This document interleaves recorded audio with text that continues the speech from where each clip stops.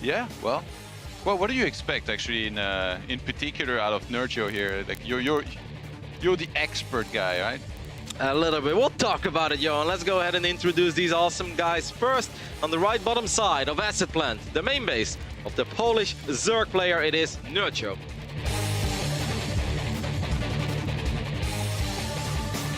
And his opponent in the red playing Protoss, it is Classic. I'm gonna go with what In Control said earlier today. When it comes to Nerchio in general, Nerchio is not a crazy Zerg, right? He's not looking at this being like, Classic is very good. You know what? I'm gonna go for some absolutely crazy builds that I normally never do. No, you know what you can expect with Nerchio. It's gonna be solid, straight up play, and he's just gonna try to play better against, in my opinion, the best Protoss player in the world. And I don't know if I like that, Johan. Yeah, what I meant to say, by the way, is as you're in the expert, is that you play a lot of ladder on the European ladder, and like you're pretty high MMR. Do you meet Nerchio occasionally? Once in a blue moon, if there's like no one else around the level of Nerchio, you know, where the Battlenet goes to the deep graves and it's like, let's grab one of these garbage players, you know, and then Arthur gets his 2 MMR when he beats me. It doesn't happen very often, but Nerchio is not a crazy Zerg. He's a pretty straightforward Zerg. We know that he doesn't particularly love this matchup. Every now and then you see some tweets whenever Protoss wins again. You get a couple XDs out of him. You know how it is. I'm worried, but I really hope, Johan, that he positively surprises us here with some sharp timings, perhaps, because if he just sits back, tries to get out lurkers and stuff, I just don't think that's the way you want to go against Classic. Yeah, and I think we had Showtime talk about in the interview on how the Korean Zergs, they like to play very aggressive, and they don't like to take it to the late game. I feel like Nerchio is kind of in between. He won't necessarily go all out and play ultra aggressive, but he also, I don't think, appreciates the late game all that much. Maybe perhaps as much as the Korean Zerg. So we'll see how that translates. We know a few things about Nerchio in that he's very good with drops, for example, which is very rare. Like not many Zergs actually try for those. The last one that did, well, met a couple of Phoenixes earlier when Showtime somehow found them. Yeah, no, I love that you brought it up. I think that is trademark ZVP when it comes to Nerchio. Nerchio is that type of Zerg that loves to make a lot of roaches, a lot of Hydras, and then eventually he's going to fly 6 drop lords into your base, unload all of those Hydras. I think that's a style that he loves to play. Now, obviously, that's very hard to go for if your opponent has 5-6 Phoenixes out.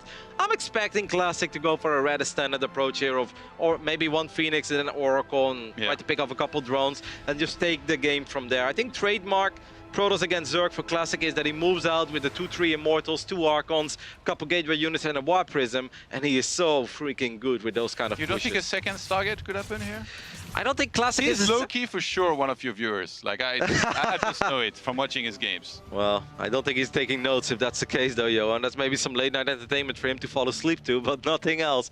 Now, I feel like Classic is more of a Robo kind of guy. He loves his Storm, loves the Archons, loves the Immortals. He's not too much of the mass Phoenix into carriers. Yeah, we have an Oracle now queued up after the initial Phoenix, which is going to clean that one Overload. So, no info really taken by Nerchio here early on. Which, I mean, he knows that there's a Stargate, but not knowing what the follow-up could be. You know, we've seen very, very dangerous attacks with a lot of glaive adepts killing everything left and right. So we'll have to see exactly what Classic wants to go into behind this. I gotta say, I was very impressed with Classic in his recent series against Dark when he reached a big army, including like stuff like Disruptors and all that. I feel like the control is just really, really good from all of these players nowadays. Yeah, Classic is just an amazing Protoss, man. You look at his year, and I think in the first 3-4 months of the year, without a doubt, the best Protoss player in the world. And then he did hit a little summer slump. I went over it yesterday. A couple tournaments, he got so close to winning, but he didn't really close one tournament out. It was always semifinals or even the final. And I think it bothered him a little bit. It put him in a minor summer slump, but I believe he's back. And like you said, the control of those big armies, all the spellcasters, that's just where he's in his element, man. And he's so freaking good with it. Yeah, Templar Archives actually being dropped down here, so hinting at maybe a charged Archon composition here going down the line. Could also, Painting nest going down for Nerchio. yeah, could also just be an Archon harass immediately, right? Like putting 2 Archons inside of that Warp Prism, be active on the other side of the map, and then he's gonna follow it up with one of those trademark classic pushes, a couple of sentries, a couple gateway units in Immortal or 2 or 3. So far, I mean, not a lot of damage done, but he is kind of disrupting the economy of Nerchio a tiny bit. Actually, Nerchio's defense was really on point, but he kind of maybe neglected drone production. Maybe he's getting 22 links right now. This could be some good old Hydra link play. I mean, Nerchio skipped the Baneling Nest, skipped the Roach Ward as far as I can see. He maybe wants to try and cancel the 3rd base, which he knows he's going down right about now. There's a chance that he just doesn't make any drones anymore at all, that he just goes all out. I mean, he's making a few more Overlords. Just some good old Hydra link. Obviously, it's very important for Classic that he figures this out sooner than later, because if you play against a style like this, you need to stop building workers as Protoss at one point. A shield battery or 2 is very useful. He's got to be very careful. If he ends up losing the Prism and these Archons, Johan, Classic could be in a lot of trouble. Yeah, I mean, you can expect his control to be pretty good, though. Ooh. He's trying to take a lot of damage. No! Oh, hoo-hoo! He almost flew right back into the squints here. That's not a good start at all. Lost an Archon, took a lot of damage on the Warp Prism. I think he meant to select the Phoenix, maybe, or something, and maybe he selected both units by accident. That was sloppy. That was not good.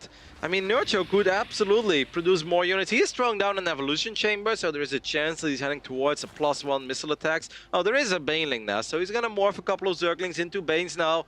Nerchio seems like he just wanted to get the Hydras out as quickly as possible to make sure he wouldn't struggle with this Warp Prism. Yeah, Nerchio is still adding drones, but I mean, if we look at the walker count, he's playing catch-up. You know, usually it's the other way around, so it feels like he's really not where he would like to be here at right now in this game. And Classics, if he can set up that 3rd base comfortably, and I mean, he's already pretty much done that here, he's going to be in a pretty good spot, I feel, in this game. But it's a matter of seconds before Nerchio marches to the other side of the map, I believe. I really think there is a good chance that he's going to spread a couple too much forward. I know he just lost a few, but he's going to start being aggressive soon, Johan. Like, Nerchio is not sitting on 58 drones because he doesn't know how to build drones. No, he's sitting on this amount of drones because he's not chrono boosting. He's pumping out a lot of units. He's making drones now, but I'd love to see Nerchio do something with this big army that he's currently sitting on. Very good job clearing out a lot of this creep here, actually, from Classic. When he eventually reaches, you know, 150 to 170 supply, that's usually when you would want to move across the map and go for a big attack. And having pushed back the creep so far, all the way to the base of Nerchio, that's going to help a lot for him to get a good engagement where there's not going to be, I guess, as much speed and vision for Nerchio to really help with that. Kind of a slow game so far. Maybe a little bit of a shaky start for Classic as well. What's the unit stab lost, actually? I mean, an Archon went down and a couple Links, I guess, but that's about it. Definitely not an explosive start to this PvZ series, but I think that is very nice for Nerchio, who comes in here as a clear underdog. So it's always nice to find some rhythm 8-9 minutes into the game and feel like, ah, you know what? This was actually pretty good so far. I picked off 2 expensive units. I really didn't lose much myself, but I don't know. We'll see. I mean, Storm is close to finishing up. Classic is already going up to 4 bases. The point that you made earlier about Classic going up to 3 bases, being even in workers for that long into the game, still stands. Yeah. This is the first real interesting part of this game. 9 Swarmos, Johan. Yeah. Nerchio definitely willing to kind of sit back and... I mean, when I see Swarmos at this stage in the game and both players taking the 4th base, I'm like, okay, well, we're pretty much going to split the map. And there's going to be attacks a little bit everywhere. Both players are going to have to defend and attack appropriately, try not to overextend, which Swarmos are really great for that. But I feel like eventually when Classic, like, he's in a spot in this game where if he gets 170 supply and moves across the map, it's going to be so hard for Nerchio to hold on against that massive army of Classic, which is going to have +2 attack as well soon. Yeah, I know that this looks like a rather standard PvZ so far, but I'm actually quite confused about how this game has developed. Nerchio made a lot of units early on, but it was purely for defensive purposes. He did not try to be aggressive with it. Then he got a little bit of everything. He's getting a bunch of Hydras. Now he's going for Swarmos, but at the same time he's going for melee upgrades. Let's see if these Locusts get anything done. They did pick off 1 High Templar, so that's obviously always nice, but I think that Nerchio's hoping for a lot more. Gets an Archon there as well. That's not bad. Yeah, it looks like Nerchio actually, he has no intention of splitting the map. I don't think he's going for Hive. He only made +1 melee attack upgrade, not even the +2. He's just going for it here. He made Swarmos to synergize with his army so that the Banelings maybe could connect. And he's going for this massive attack. It's a huge commitment. This has to work or he's gonna fall behind, especially if he starts on losing drones back at home, and he's losing a lot of them right now. Yeah, getting a Nexus is obviously awesome. He got a couple of probes as well and a few High Templars and Archon, but he's taking a lot of damage. Look at the Sentry! Classic is gonna try to force field Nerchio outside of his main base, and that means that Nerchio is now in danger of losing this lair, maybe the spawning pool, maybe the Hydra then. This is very painful. Yeah, but Nerchio still has so many units here across the map, sending in the Locust to try and deal with his Immortals. He needs... I think, yeah, I mean, he has to go for it now more than ever. He has to keep on attacking. He's going to be defending here on this side of the map. Going to save that hatchery. He needs to move across the map and try and end this right now because he's lost so much of his mining here.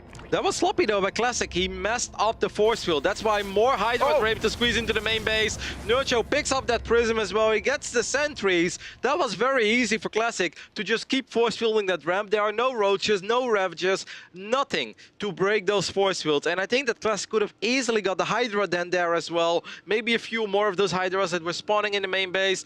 That was an expensive misclick for Classic because now he ends up losing all those units. The War Prism as well, and now he has to worry about the next wave of Locusts coming in. And look at this supply, Roddy, 93 army to 63, throwing away one of his Immortals. What are you doing? Classic is looking a little sloppy so far. Yeah. A couple of uncharacteristic mistakes. He's going to be forced to cancel this Nexus one more time. He does still have a nice backbone of Immortals in his main army, and he's still very active. I love seeing how active Classic is with these Zealots, even though he's under a lot of pressure, but he's been making very expensive misclicks. Go home. On creep, this is so dangerous though. I mean, he's getting a couple of Hydras, but it's hard to land the perfect storms on creep. Nerchio saved that hatchery on the right-hand side, but he's very low on hit points right now. Could definitely get sniped here in the near future. I still think he needs to keep up with the siege. He's remaking a lair, which is already kind of about to complete here in a second. I mean, 70 walkers to 72. It feels like Classic. If he can secure that fourth base, he'd be in a good spot. I am positively surprised by this game coming out of Nerchio so far. I think Nerchio has been looking really good. He's been looking solid. This hatch will go down, but that's just a single hatch for 4 Zealots. Classic is not that rich that he can throw away wave after wave of Zealots. Those things hurt Classic as well. 8 more Swarmos. That's going to be so many Locusts, and because Nerchio has kept Classic lower on the supply counts. Look, 124 to 71 in army. Just so far ahead. Obviously, the Swarmos is a unit that takes a lot of supply. But like I said, there's going to be so many Locusts to synergize with the Banelings. And Hydra is so smart for Nerchio to stop sieging the 4th base and instead go for the 3rd. He's going to start on killing a lot of probes there. And I think Classic is now the one that's going to be marching across the map to try and put an end to this. But he's going to have to go so deep on creep, and I really feel that every wave of Locusts is truly going to hurt. Classic is going to try to win the game with his army, or at least do an insane amount of damage. But I don't know if he has the numbers here, Yo, and the High Templars are very far forward. Already burned through a couple of these storms. Is this an army that can end the game? I have a hard time believing it can. Yeah, Nerchio is running home with some of these units. He left the rest sniping that Nexus here at the top. Some big storms landing on top of his army, but it feels like this army of Classic might be about to run out of steam here, especially with the next wave of Locusts potentially coming in. They can't be killing everything at the same time, so either they kill the Hydralisk and then the Locusts will come back in, or they will kill the Swarmos, but then the Hydralisk will deal with these Immortals.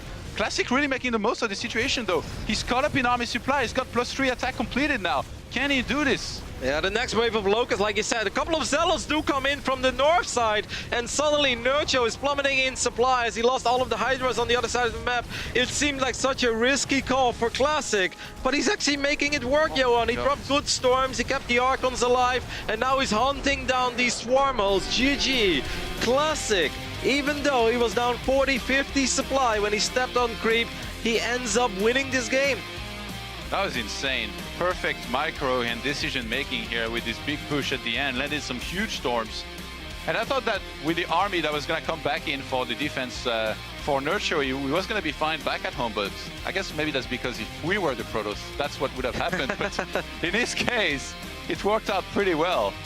Classic takes the 1-0 lead, but I must say, Johan, I'm not super convinced. I expected better and above all, much cleaner play from Classic. Of course, a win is a win, and it's fantastic to start your global finals run with a 1-0 lead in your first best of 3 of the day, but, you know, that Archon arrest did not look as good as it's supposed to be. Yeah. I think the mid-game was a little bit shaky as well, missing that force field on the ramp into the main base. There were a lot of moments where Classic could have gotten way more value out of his units, but as Vin Diesel said, doesn't matter if you win by an inch or a mile. And as Jeff would say, it's all about family. But I guess that's not too relevant right now. He threw away an immortal. That's maybe what surprised me the most. Like, it's very uncharacteristic, you know, of a player of this caliber to kind of have that happen. But you know, sometimes it takes a little bit to get used to, you know, everything at the tournaments, get in the zone. The one thing I did love from the way that Classic played that game is that even though he was under a lot of pressure and Nerchio had a big army of Hydra Link Bane, and Nerchio's disgusted with that Protoss performance. And there were Locusts coming at him. Instead of just focusing only on his defenses, he's counterattacking with Zealots into the main base with a Warp Prism. He's running Zealots towards the fort base of Nerchio as well. And that's the kind of stuff that separates good players from the best, that even though he's under so much pressure, he is still thinking about ways on how to deal damage on the other side of the map. And I really believe that hurting the economy in the way that he did is maybe what tipped this game in the end into Classic's favor. I think it's very hard for Nerchio after this as well to think back on that game and be like, yeah, no, he just played like much better and he won. A lot of the time as a pro gamer here after a game like this, you're going to be thinking, I should have won this. I cannot believe I just lost this. No, I absolutely believe that's what Nerchio is thinking right now, and I think that explains the little handshake we saw there too. Either way, let's get ready for Game 2 between these two awesome players, as we have been loading in to Lost and Found. On the right top side, the Polish Zerg, representing Iron Chain, it is Nerchio. His opponents in the reds playing Protoss, it is Classic. Nerchio's our only Polish representative this year, Todd. At the global finals, of course, in the previous years, we had Elazer there as well. Elazer having phenomenal runs into the quarterfinals, into the semifinals even in 2016. I mean, Poland overall, I think a country with a strong tradition in RTS games. They were good in a lot of games. A great StarCraft 2 scene.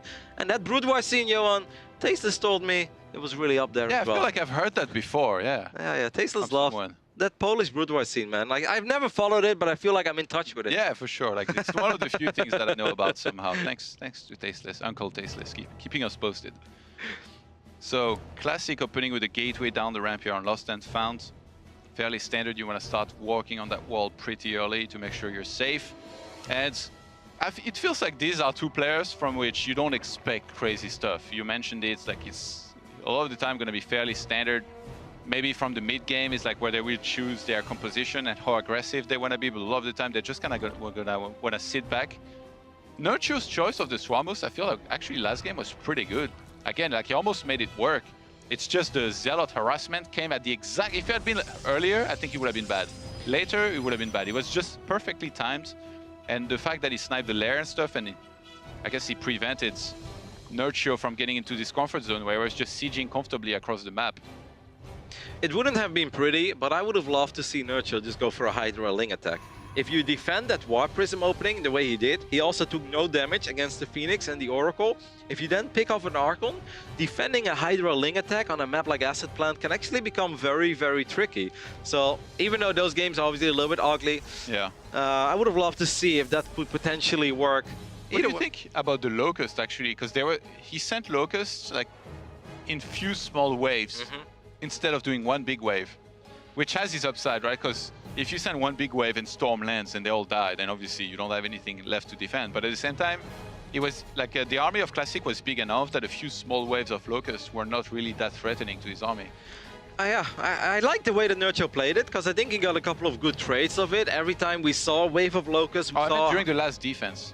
When Classic... Yeah, then I think he should have gone for the big wave, especially because at one point Classic was running out of Storms. Yeah. And all that he had were two Archons, but one was in the front, one was in the back. And Immortals are obviously not great units against Locusts, but I think he was under a lot of pressure. I think he was still microing Hydras on the top side of the map as well. He had to worry about those new Zealots running in, getting on top of the last few Hydras that he had.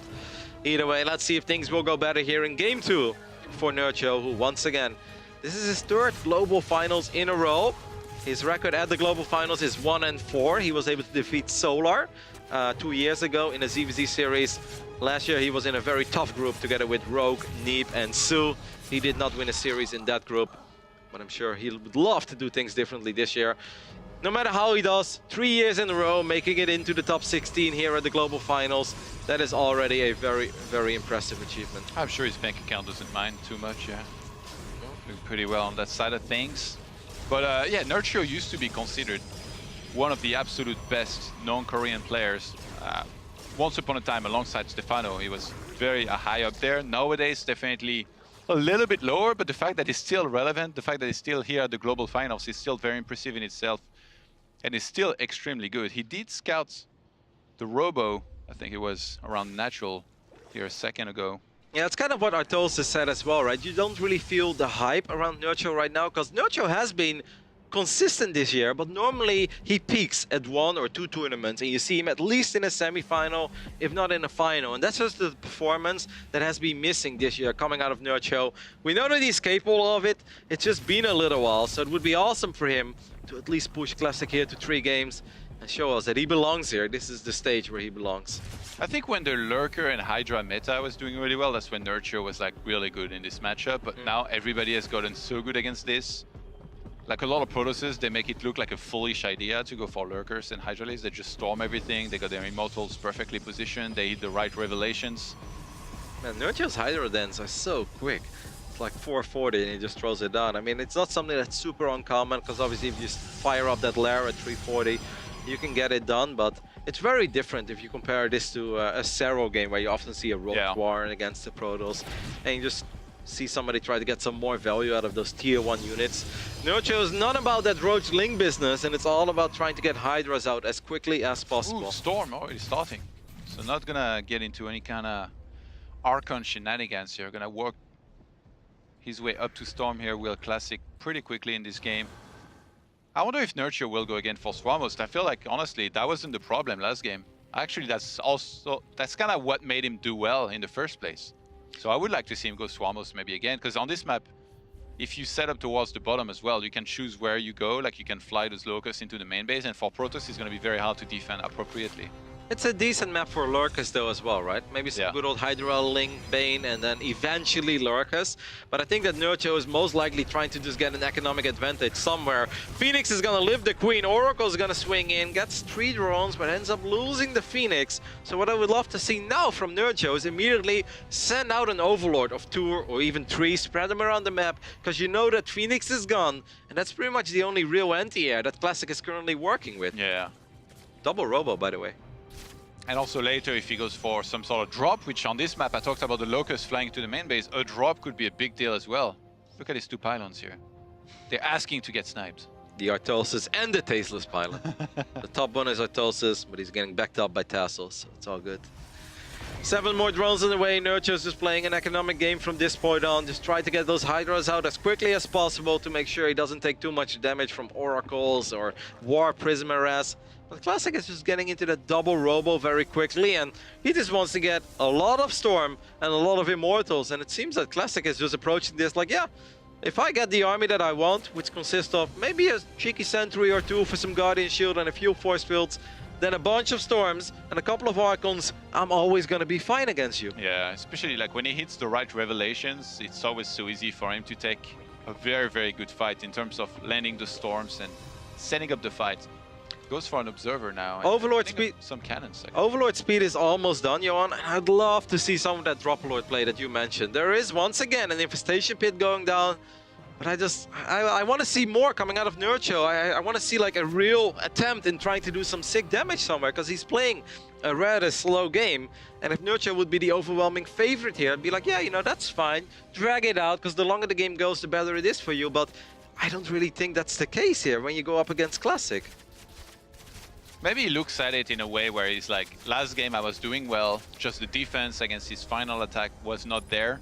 So if I do the same and I get myself in the same position, this time I'll defend better and I'll be able to win. And I mean, it might be just right. Like this time the Krish spread wasn't pushed back at all, like in the previous game. That's gonna help a lot as well. How do you feel about the way that Nerchio chooses his upgrades? He doesn't get... Well, this time he's double Evo, right? Last game he was single Evo, now he's getting +1 and last melee. game he only got +1 melee, that was it. Yep. He didn't even go for the +2 for the banelings or anything. Maybe if he would have had a couple missile attacks upgrades, those Hydras would have actually done a lot better on creep in sniping down those Archons and Immortals. And look, you talked about it, by the way, the Phoenix being gone, there's Overlords everywhere on the map, especially at the top side. That's going to be very helpful to spot any kind of War Prism going around, and he's still adding more. Look at how passive Classic is playing this game. He's just like, you want to play Swarmers against me? That's fine. I'm just going to get a lot of Storms. I'm just going to sit there. I'm going to deal with your wave of Locusts. So now the big question is, can Nerchio find an opening somewhere with maybe Locust on the top side and Hydra Link Bane into the natural? But Classic is almost giving an open invitation to Nerchio. Like, you want to attack me? Go ahead and try your luck. Because I think I'm pretty ready for it. You know what this kind of game reminds me of? Is Wings of Liberty, Daybreak a little bit, you know? Kind of split the map, wait for a long time. Obviously, there is no more Archon toilets. That's probably a good thing, though. Days. That's probably a good thing. So extra Stargates being thrown down, +1 air weapon, so there's a good chance that eventually we'll get to see carriers, but first, Classic obviously needs to survive against the Hydra, Ling, Bane, Swarmos composition. Since Classic is so spread out, I would love to see Nerchio just attack all through one path right now. Yes, there are a couple of storms, but this Zerg army is pretty freaking big. Yeah, he's trying to siege that 4th base there, but Classic moves back the units that he had in the main base onto that location. And so far, so good for the Protoss player, defensively wise. And again, this is the one timing here where War Prism across the map could be so scary, because he's getting siege on the side of the map. Huge stasis trap on the natural here, blocking some of the units. The Banelings and Lings sneak into that 3rd base and kill a lot of these probes. 17 probes just died. 17 probes is awesome, but it wasn't for free, right? A lot of Banelings were used in that attack. A lot of Zerglings went down in the process as well. And since Classic is already getting ready to head into those carriers soon, he's still on 55 probes. Sure, it hurts to lose that many probes, but I think I'm okay with it. If I'm Classic, I'll be like, well, is that everything? You know, it's only gonna get easier for me from now on, because this Protoss army will keep on growing. Oh, he brought back the Prism. He's just gonna do a big attack at the front here with this massive army. There's so many Immortals. Those Item Plus have so much energy as well. The army of Nerchio is already bruised. A bunch of storms landed on top of these Hydralisks. This army is so scary. 102 army supply to 1 in 12. Yeah, I have a hard time believing that Nerchio is going to get a good fight here. I mean, maybe if the Banelings can somehow connect with the High Templars, or maybe the wave of Locusts. I mean, this is it, Nerchio. If you're ever going to get a good fight, it's here on creep. Banelings will crash into all of these Immortals, do a lot of damage, but the storms are just completely destroying these Hydras on the north side. Nerchio's supply has been falling very quickly, and Classic still seems to be standing very strong. Yo, and I think this could very well be it. Yeah, some Hydralisk tries to dive here onto those High Templars, but Classic is marching towards victory here. His army still with so many Immortals and Archons, with these High Templars building up on their energy. He can reinforce straight into the core of his army thanks to the War Prism that's being protected by everything here. Yep, game 1 looked a little bit messy and perhaps a tiny bit sloppy as well from Classic, but in game 2 here, this is utter domination so far. I love the way that Classic played it. He had a perfect read on the strategy of Nerchio, and he's like, you want to play this kind of a game? That's okay, I'm very comfortable in just making Immortals, getting a bunch of High Templars out, and he has really dominated this game, if you ask me. Yeah, Nerchio is trying to stay alive. Nerchio right now, this timer on these Locusts, they feel like an eternity. I mean, a hatchery goes down, a few more Hydras will come in from the north side. Classic is finally running out of storms, but he has pretty much killed everything. Ooh, that War Prism did take a lot of damage from that Spore Crawler. I mean, Nerchio is still hanging in there supply-wise, but guys, he was up 40, 50 supply before. So that obviously tells you the tale that he's down right now is very bad. And it's not like we're getting close to Broodlords or Lurkers with adaptive talents. No, it's more of the same, and that's never a good sign for Zerg. Yeah, and Classic plays it safe. He just recalls with everything. He's just gonna regroup, reinforce a little bit, let some of these High Templars build up on energy, and then go for, I think, another potential final push, which, I mean, I don't see how Nerchio could hold at this stage. The soup does not lie in this game. Do you think that game 1 has bothered Nerchio a lot coming into game 2, and that he really felt that that should have been his game and he should have been up 1-0? Because game 1 looked pretty good, but game 2 looked a little lackluster to me. I didn't really see the plan to win anywhere, right? Like, I just felt that Classic had a perfect read on the build of Nerchio, and he's just like, oh, you're going to do the same thing. Well, I'll make sure that this time it won't get close. And it really feels like it never did. Yeah, this is almost the worst kind of game to lose. Like the one that slips away, the one that you feel you're in control and that you should have won, because you're going to be going to the next map with a lot of regret and with your mind filled with those thoughts of what you have done wrong in the previous one. So I feel definitely it might have affected him, and we're just seeing a poor version of the build that he did last game here in this one. Yeah, and also a classic that's much... Oh, he stormed this on Prism! And obviously it took a little bit of damage from those Hydras as well. I think 2 Archons were inside of it, right? So kind of an expensive loss there, but as you always say, the soup does not lie. Classic is fine. Classic can afford a misclick or 2 at this point, because this Protoss army is just insane. I was gonna say, he has so many Zealots, he should send some at the bottom to try and attack those right-hand side bases. Maybe even do the same thing on the left, but he's in just such a good spot here. I love how he has +1 air weapons, but he never really used the Stargates. I mean, he's getting a mothership now, and that's obviously cool. What would it take for Nerchio to win the upcoming fight? Classic to alt-tab, open YouTube, watch a video or 2, and hope that storms... Move command his army into like mass banelings. Even that, I think. I just have a hard time. This Protoss army has an insane amount of HP.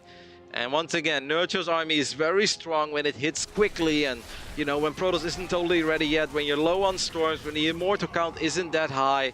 I look at his army and I'm just like, geez Louise. I mean, Banelings can obviously turn a fight around, Locusts can turn a fight around, but the way that Classic handled the previous fights, I have a hard time believing that he's gonna mess this up. Alright, Nerchio, jump on top of this army, because Classic was far out on the creep, but I don't think he cares too much. Lands some massive storms here on top of everything. I mean, look at the bank as well, right? Nerchio is broke as a joke, and Classic is close to being maxed out, and he still has money in the bank. A couple of Zealots are harassing on the right side. This is the Classic that I expected and hoped to see as well coming into the global finals. We've got a lot of awesome Protoss players here, Johan, but I believe this man is going to make a very deep run. Yeah, Classic marching towards victory here with this huge army of his, these Immortals that's just been there the whole time. It's the same ones too. I feel like he's barely lost any one of them. They're living up to their names. Hasn't had to replenish on the Immortal counts. Picked up those High Templars as well. Mothership starts showing up. At this point, Nerchio knows it. The writing is on the wall. GG. Classic takes a pretty convincing 2-0 victory in the opening match of Group D. Very impressive throughout. That first game was kind of close. That second one, not so much. And we expect no less from the GSL Super Tournament recent winner. Remember last year, that was Rogue and he won the whole thing here at BlizzCon, so I'm sure Classic is hoping history repeats itself here. Yeah, this looked good, right? Maybe a couple jitters coming into game 1, you know, it can obviously be scary. A couple misclicks, but from that point forward, I mean, this man looked good. Curious to see what the boys on the couch have to say about the performance of Classic. All the guys here look good as well. Thank you very much, Roddy, as we do have Classic moving forwards with the 2-0. Very well done by him. And joining me, of course, Hartosis, Mr. Tasteless, Mr. Maynard. Guys, it really felt like Classic throughout that 2-game series as a whole really kind of just refined his play as the series went on in a very short space of time. Yeah, Todd and Roddy actually brought it up nicely how Classic looked really solid in game 2, and then game 1 was a little bit shaky. There was actually a lot of hope there for Nerchio in that game, but Classic just picked the right fight, man. He was losing bases back on the other side of the map, but his composition was perfect. Lots of Immortals. The Warp Prism actually just arrived in time as well to like save, you know, an Archon here and a couple of Immortals there, and Immortals and Warp Prisms, man. An iconic duo. Yeah, I heard they're pretty good. yeah. No, I mean it was a great series. Honestly, in game 1, Nerchio looked really good. It's just too bad. Game 2 was actually not bad as well. I mean, I think, you know, I guess, you know, this is the English broadcast, so there's always kind of us rooting a little bit for the non-Korean players, but we're really seeing this theme overall here where the players outside of Korea are actually looking pretty strong. Yeah, I mean, of course, Nerchio did look really good in that game 1. Could have possibly taken it down. Yeah. So I think that Nerchio brought some good play for this tournament, but something else is Classic going to show his top form PvZ, and especially in that game 2, I think so. When you look back at game number 1, was it one of two things? Was it Classic just making the fantastic recovery, or was it Nerchio kind of slipping a little bit in that? I think it was the sharp attack from Classic. I think that was 100% Classic. You know, Nerchio got into a place where it's like, oh, he's going to win this game. That's so sick. Win game 1 against Classic. But And then Classic just taking the army he had and making it do wonders. That was definitely him. We can talk more about it in a second. For now, let's head over to the interview as Hutchinson is ready with Classic. Thank you, James. After a rather bumpy start, Classic was able to close this series 2-0, so congratulations. Let's talk about the game. Like the game one, it started off like it was a bit scary, but when did you know you could win this game? 우선 축하드립니다. 이제 1세트 때 약간 좀 실수도 나오고 되게 불리한 상황에서도 1세트를 가져가셨어요. 언제 내가 진짜 이거 이길 수 있다라고 생각하셨나요? 우선 블리츠컨 이제 16강이다 보니까 좀 긴장을 해가지고 초반에 실수를 많이 했는데 솔직히 끝날 때까지 제가 이겼다라고 생각을 못했어요. 그냥 되게 불리해서 천천히 따라가자라는 생각으로 했는데 네, 결과가 좋았던 것 같네요. So this is global final, so I was a bit nervous, and that's why I made a lot of mistakes. And still, until the end of the game, I actually didn't know that I could win this series, the first game. And you get very calm till the end. And even in the GSL Super Tournament, you were able to reverse sweep twice. So do you have any secret for that? How do you keep that calm? 이제 정말 침착한 선수 같은데 이제 GSL 슈터 때도 역수입을 2번이나 하셨어요. 그리고 우승까지 차지하셨는데 약간 김도우 선수만의 비밀이 있나요? 원래는 제가 올해 초까지만 해도 병렬이한테 4대0 당한 것처럼 좀 초반에 무너지면 계속 무너지는 스타일이었는데 아마 그 경기 이후로 조금은 제 생각으로는 좀 침착하자라는 그런 생각을 가지고 있어가지고 그냥 맨날 지고 있으면 뭐 4대0 당하지 말자, 3대0 당하지 말자 이런 생각으로 경기 하나하나씩 좀 이렇게 해 나가는 게 좀 비결인 것 같아요. Actually, earlier this year, I got 4-0'd by ROG in Katowice. And after that, I decided to focus on each game and said, okay, let's just not get 4-0'd, just let's take my time and play every game and focus on it. And that's how I'm able to keep calm. And you know what? You're the oldest player playing in this tournament. So how do you feel? What does it mean to you? 이번 월드 챔피언십 글로벌 파이널에서 제일 나이가 많은 선수세요. 이제 좀 더 남보다 약간 각오도 남다를 것 같은데 그거에 대해서 한마디 부탁드립니다. 네, 아무래도 나이가 이제 많다 보니까 기회가 많이 없을 것 같고 지금이 이제 제 생각으로는 거의 마지막 기회라고 생각을 하고 있기 때문에 이번 블리츠컨이 저에게서는 굉장한 동기부여도 됐고 남들보다 더 의욕이 많기 때문에 이번엔 꼭 우승을 하고 싶어요. So indeed, I'm the oldest player here, and BlizzCon is a huge. I honestly think it's my last opportunity here. So this is really important for me, and this is why I'm more motivated than anyone else. So I really want to win this. So thank you so much. Great talking to you. Congratulations again, and good luck in the winners match. And back to you guys. Thank you very much. High hopes for Classic coming into this tournament, Yeah. I think, from a lot of us here. And, that first series, as much as the first game was a little bit of a blip, still managing to win it. Good stuff moving through into the winners game. Yeah, and that is definitely going to be a big test for him if Rogue is able to defeat Special. That is a tough matchup, I think, overall for Classic. Rogue, I think everyone would agree, is a level up above Nerchio. So, a blip like Game 1, that's going to go Rogue's way, most likely. Another thing to point out, too, is, with all these interesting narratives that we have, it's easy to overlook Classics, but the truth is this actually might be his last shot to become the world champion. Yeah. It's not easy when you retire, in this case, because you have to do your military service in South Korea. It's not easy to leave the scene and then come back and make the same kind of mark. So this is a really, really big deal for him. And let's not forget, if he's limited, this may be the end of his story.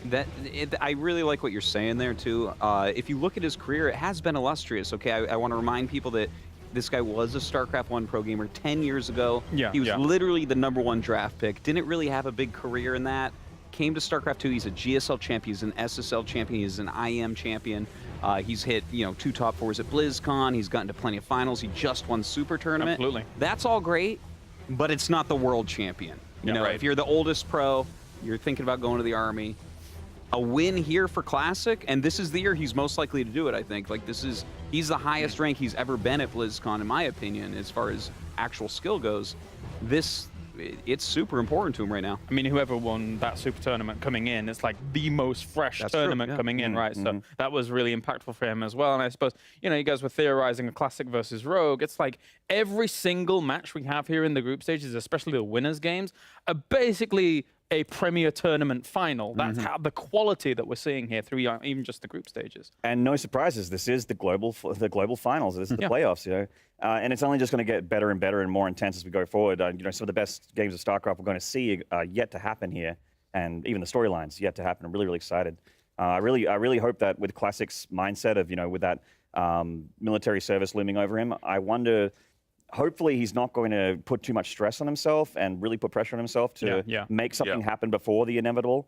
But sometimes when you have that kind of looming over you, you instead get into that zen place of what else